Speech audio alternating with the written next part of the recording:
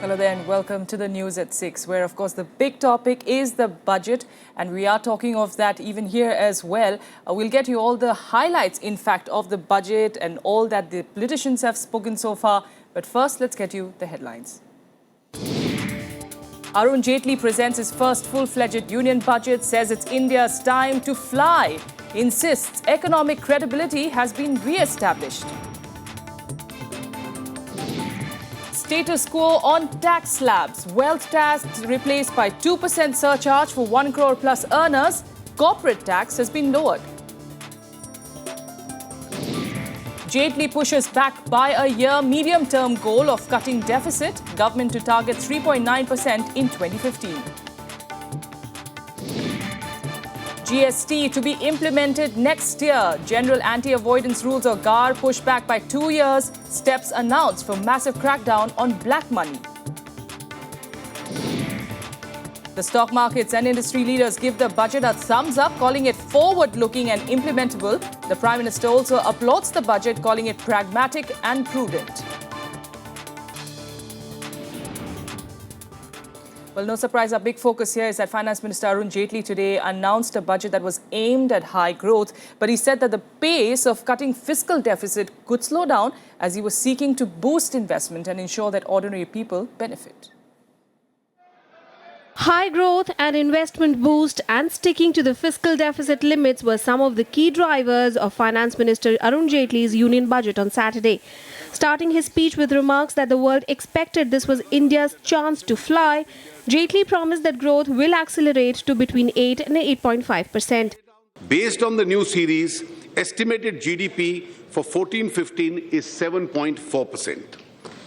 Growth in 2015-16 is expected to be between 8 and 8.5%. Aiming for a double-digit rate seems feasible very soon. Jaitley also promised that he will stand by the fiscal deficit target of 4.1% of the GDP for this fiscal year. But he pushed back by a year his medium-term goal of cutting deficit to 3% of GDP. In 2015-2016, the deficit will be 3.9% of the GDP, up from 3.6% target inherited from the last government. In these circumstances, I will complete the journey to a fiscal deficit of 3% in 3 years rather than 2 years as envisaged previously. Thus, the next 3 years, my targets are 3.9% for 15-16, 3.5% for 16-17, and 3% for 17-18. The additional fiscal space will go towards funding infrastructure investment.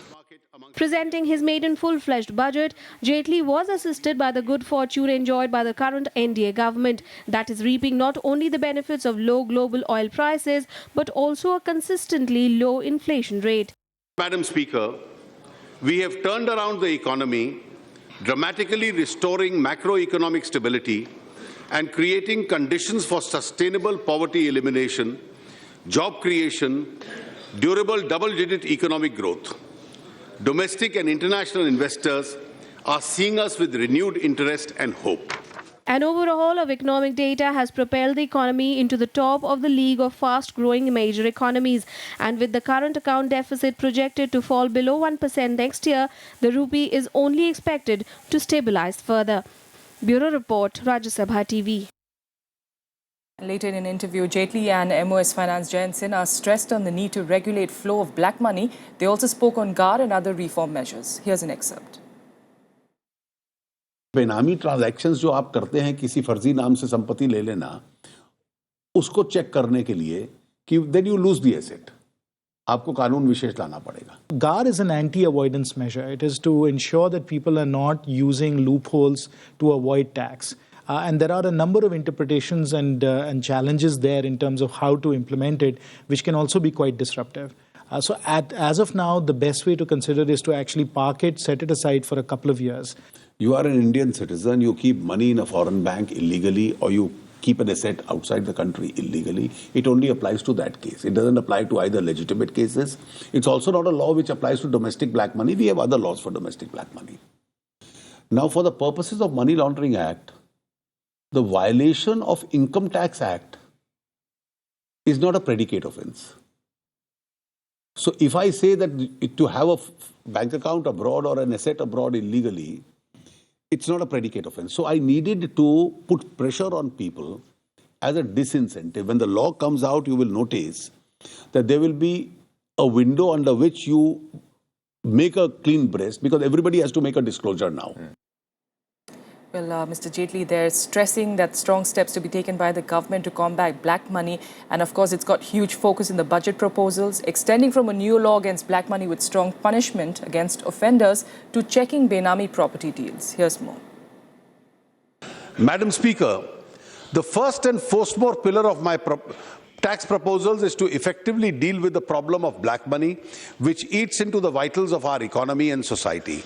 The problem of poverty and inequity cannot be eliminated unless generation of black money and its concealment is dealt with effectively and forcefully. The issue figured on top of Part B of Arun Jaitley's budget on the tax proposals.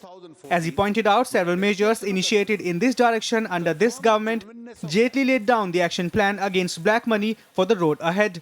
He proposed a new law on black money that would make concealment of foreign assets punishable by imprisonment of up to 10 years, with penalty being 300% of income concealed.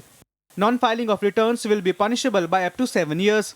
A new Benami transaction prohibitions bill is to be introduced in the current session of Parliament to check Benami property and block a major avenue for generation of black money. CBDT and CBEC will have access to each other's database. There's also a proposal to amend the Income Tax Act to prohibit acceptance or payment of an advance of 20,000 or more in cash for purchase of immovable property. Coating of PAN is being made mandatory for any purchase or sale exceeding the value of 1 lakh. Bringing home black money stashed overseas and strong steps against the menace within the country has been a key election promise of this government. How soon the present promises can be implemented and how effective they can be will be closely watched. Bureau Report, Rajya Sabha TV. Meanwhile, the Finance Minister also pledged major investment in infrastructure in today's budget. For the farmers, the government raised agriculture credit target by 50,000 crores to 8.5 lakh crores for 2015-16. Here's a look at some of the highlights. The Finance Minister has underlined the commitment to revive the investment cycle by increasing public expenditure and capital formation. The budget provides additional funds for investment in infrastructure, 70,000 crore rupees more in 2015-16 over previous year. The government has set up National Investment and Infrastructure Fund with a contribution of 20,000 crore rupees. Rail and road companies can also issue tax-free infrastructure bonds to raise funds for investment. Government will also establish 5 ultra-mega power projects. This will catalyze investments of 1 lakh crore rupees. The credibility of the Indian economy has been re-established. The world is predicting that it is India's chance to fly. There was also some cheer for the farmers in the general budget today. The Finance Minister raised agriculture credit target by 50,000 crore rupees in next financial year and announced financial support to enhance irrigation and soil health for increased productivity. An additional 25,000 crore rupees was allotted to support agriculture sector with the help of effective and hassle-free agricultural credit.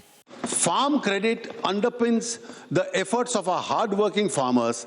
I have therefore set up an ambitious target of rupees 8.5 lakh crores of credit during the year 15-16, which I am sure the banks will surpass. The social sector was allotted 79,526 crore rupees for rural development, including the Manrega, and rupees 5,000 crore based on need. He also announced a slew of low-cost pension and insurance schemes, including Atal Pension Yojana and Universal Social Security Scheme. The government has decided to continue to supporting important national priorities such as agriculture, education, health, Manrega, rural infrastructure, including roads program targeted for the poor and underprivileged, which will be all continued by us.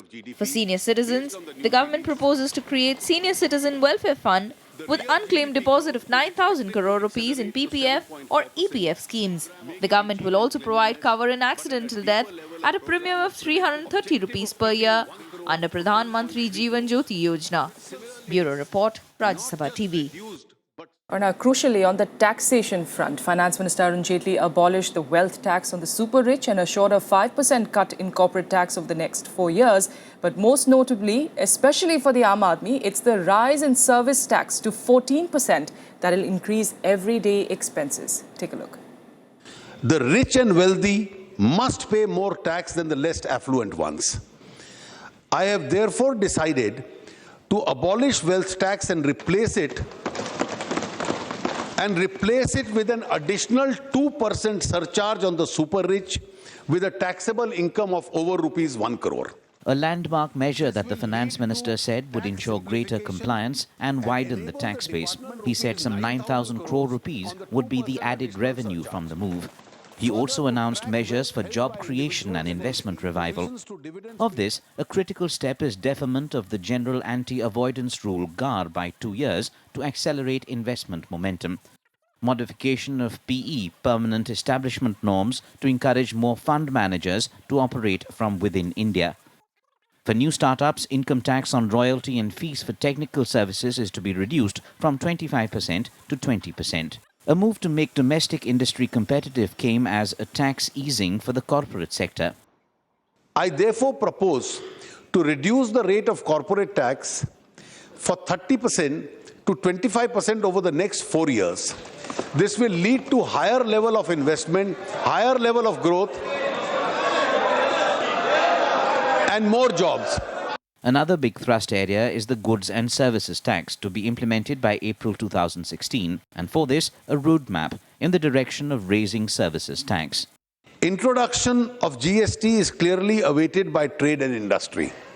To facilitate smooth transition of levy of tax on services by both centre and states, it is proposed to increase the present rate of service tax plus education cess from 12.36 to a consolidated rate of 14%. The move is expected to have a sharp fallout on cost of daily services. Cess is also to be levied for the Swachh Bharat and Clean Ganga campaigns. The finance minister also proposed a 4 rupee per litre excise on petrol and diesel, clean energy cess from 100 rupees to 200 rupees per metric ton of coal, etc., to finance clean environment initiatives. On the indirect taxes front, the finance minister proposed reducing basic customs duty on certain inputs, raw materials, intermediates and components in 22 items.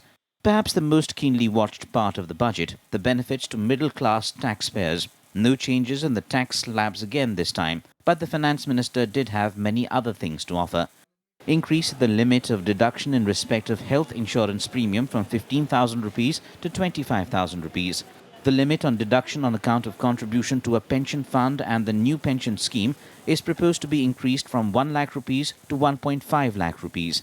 An additional deduction of 50,000 rupees is being proposed to be provided for contribution to the new pension scheme under Section 80 CCD. And transport allowance exemption is being increased from 800 rupees to 1,600 rupees per annum. Inclusion of yoga under the ambit of charitable purposes in the IT Act, a rejection of the overall direct taxes code saying the best points have already been harnessed were some of the other features. The finance minister projected a 15,068 crore rupee net revenue gain from taxes. Bureau Report, Rajya Sabha Television. Well, to help us understand the budget even further, we've got senior journalist Priya Ranjan Das joining us in studio. Good evening, sir. You've been, of course, looking at the nitty-gritties, but before we get into that, just give us an overall assessment of what did you feel? I would say that this budget is a case of missed opportunity, in the sense that, this government came to power riding on high hopes and aspirations of Achhe Din. Yes. And although there was an excuse for its first budget, because it was not for a full year, it was 1 quarter of the financial year had already gone. So for this budget, however, it had no such excuse. Plus, as the finance minister began his budget speech by saying that India was ready to fly, and so did the economic survey, the pre-budget economic survey yesterday said that conditions were ripe for India to actually take a quantum jump and get on to a double-digit growth of incomes and jobs. Now, that kind of situation and that circumstances, I would say that this budget fails to capture, and this opportunity has been missed. Particularly, I think it's a matter that of failure for the finance minister, I would say, that he has not been able to raise tax revenues that he should be raising legitimately. As we know, gross tax receipts as a percentage of GDP has been falling since 2019, when from a peak of 15.8%. So current year it was 13.3%, and it is now, Mr. Jaitley is projecting that it will in fact go down to 12.6%. Now what it means is that since the gross tax revenues as a percentage of GDP is going down, so even if you are sharing 42% as per the 14th Finance Commission report with the states resources, the devolution that is happening to states is on the decline. And going forward for the next 5 years, if this is the trend, then this is not a good thing that augurs well, number one. On the contrary, if you look at the expenditure, gross expenditure as a percentage of GDP, that's been increasing. And this year, it was 9.9% of GDP, and Mr. Jaitley is budgeting this to go up to 10.3%. So that is why we see that Mr. Jaitley has been unable to bring about the fiscal correction that was expected, and he has postponed the fiscal consolidation roadmap by he's taking another year. But more matter of greater concern is the effective revenue deficit, which means that the government is borrowing more. And Mr. Jaitley is projecting for the next year, he will land up borrowing more as a percentage of GDP to run the government, normal business of the government. It is not so much for capital expenditure or for investment. If you borrow, then it will be justified. But Mr. Jaitley, the effective revenue deficit, if you look at it, that's going to rise compared to what's been this year, for the current year. Now, where I see, if you look at the budget this year that he presented in July 10th, now the first promise that he made was about an expenditure commission. And the expenditure commission came out with a report in January. But in the fulfillment of the budget promises for the current year, a document which Mr. Jaitley has tabled today, that shows that very little has been actually done on this report of the expenditure commission. Thereby, we do not see it getting reflected in the subsidies. Wasteful. Mr. Jaitley talks about cutting leakages, not subsidy, which is the right position to take. But there is very little reflection of that in the numbers that's been presented in case of subsidy. There is very little correction of that. As a result, you see that particularly since in the oil, despite a very favorable condition of global oil prices falling, thereby potential saving in the oil subsidy, we see that that is not reflecting in the figures. As a result, the subsidy sharing formula, which should have benefited companies like ONGC, which fork out a lot of subsidy, and to the extent that subsidy would have been saved, that would have gone to their profitability, and thereby ONGC shares, for instance, the stock prices would have zoomed. It would have enabled the government to disinvest and get a good value for the ONGC share. Now the government seems to have, which had lined up ONGC as a possible candidate for disinvestment during March. 1 month is still left for this financial year to end, but it seems to have withdrawn it. As a result, the current year's disinvestment target, which was around 63,000 crore, the revised estimate suggests that around 31,000 crore will be mobilized. Although he is targeting again some 65 or 69,000 crore towards disinvestment, sale of PSU shares for next year. If this is the approach, unless you take a broader view, and a risk as well. Yes. So I would say in many ways, this was a great opportunity. that Mr. Jaitley had, despite the fiscal constraints that he was facing. But he seems to have let go this opportunity. All right. Priyanjan Das, thanks so much for joining us and giving us an perspective as well into what really took place in Budget 2015. We are continuing to get, of course, constant reactions onto this. But then talking about reactions, we're also talking about the stock markets, how they reacted. They were, of course, largely positive to that budget. Let's take a look at the numbers. BSE Sensex, Nifty, in fact, rising, volatile trading sessions after that. And Jaitley announced those investment-friendly measures, including a delay in tax avoidance rules for foreign investors and a cut in the corporate tax rate. But broader gains were capped after the government also said that it would push back its medium-term goal of cutting the fiscal deficit to 3% of gross domestic product to about 2017-18, 1 year later than previously expected. So the numbers here, 30-share BSE benchmark Sensex closing about 0.5% down or 0.5% high, at 141.38 points higher at 29,361, while the 50-share in Nifty ended about 0.65% or 57 points higher at 8,901. Remember, the finance minister also struck the right chord with India Inc., at least, that gave thumbs up to the Union Budget 2015-16.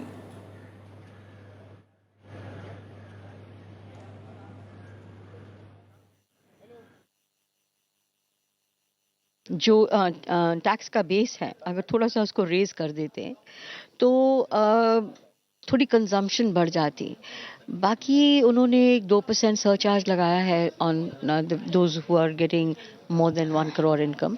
Otherwise, तो it's been pretty good. और 30% से 25% कर दिया. तो all in all एक development को boost करने वाला budget है. The corporate tax was one very strong suggestion of the CII for a long time actually, and this is the first time to make India competitive. So doing business in India competitive was so important. So it's important that you lower taxes, you widen the tax net. That's the direction that one is seeing. There is a clear focus on infrastructure. There is a clear acceptance of the fact that the immediate push needs to be given by public investment, which I think is a very practical point. And then there is directional clarity about how to push infrastructure through various sectors, whether it's ports, roads, the whole redoing of the public-private architecture and so on. I think overall the budget is pretty good, pretty positive. I think basically I think the finance minister has tried to address a large number of expectations both from the individual and from corporate India. I think his focus on black money, on simplifying regulation, on wealth tax, all those things are very well thought through. I was a bit disappointed that enough was not really stated about the Make in India agenda. Creation और job creators के लिए थोड़ा सा relax किया है fiscal consolidation उन्होंने और ये कमिटमेंट लग रहा है कि वो कैपिटल स्पेंडिंग की तरफ जाएगा जितना फिस्कल डेफिसिट को एक्सपेंड किया उन्होंने वो कैपिटल स्पेंडिंग की तरफ जाएगा और बार-बार उन्होंने ये बात कही है अबाउट लेस गवर्नेंस मतलब less government and more governance उसका मेरे ख्याल में लॉन्ग टर्म इफेक्ट अच्छा रहेगा. All right, so India Inc. more or less happy with that budget, but then this is what's going to hit the Aam Aadmi the most. Arun Jaitley announced a significant increase in service tax in the coming year, and rates have been hiked 14% from the current 12.36%, impacting prices of a whole range of day-to-day products. We'll leave you with what's expensive and what's cheaper now. The finance minister may have made exemptions for the middle class, but he certainly made things costlier as well. Eating out with your family is just one of them. After a hike in service tax from the current 12.36% to 14%, visits to amusement parks, concerts and sporting events will also get costlier. You'll also have to shell out more money for phone bills. The finance minister also came down heavily on smokers and tobacco consumers with a steep increase in excise rate. The excise duty on tobacco was raised to 70 rupees per kg from the current 60 rupees per kilo. Liquor has also become expensive. So too imported commercial vehicles, cement, aerated flavoured drinks and packaged water, plastic bags and sacks. But not everything is going up though. Service tax exemption was extended to services of cold storage of fruits and vegetables and ambulance services. Excise duty was reduced on several day-to-day items, like leather footwear priced above 1,000 rupees per pair, locally made mobile phones, LED LCD panels, LED lights and lamps, computer tablets, microwave ovens, refrigerator compressors and agarbattis. According to the finance minister, the present rates were increased in order to facilitate a smooth transition to levy of tax on services by both the centre and the states. Bureau Report, Rajya Sabha TV.